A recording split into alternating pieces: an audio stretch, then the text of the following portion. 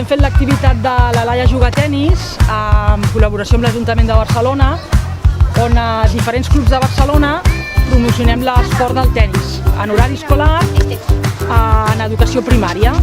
Dintre les sessions d'educació física es desplacen a algun club de Barcelona i fem un tast del que és el tenis, és a dir, l'objectiu seria la promoció de l'esport, que el coneguin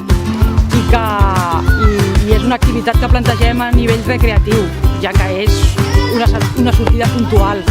Fem un format de joc global i de familiarització amb l'entorn.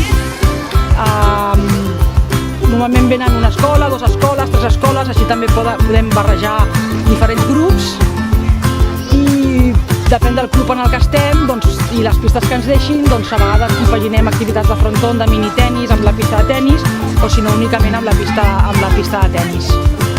A vegades ho fem amb grups podem arribar a tenir 50 alumnes, a vegades 75, a vegades 100 i lògicament en funció del nombre d'alumnes hi haurà més o menys tècnics que ens ajuden en l'activitat.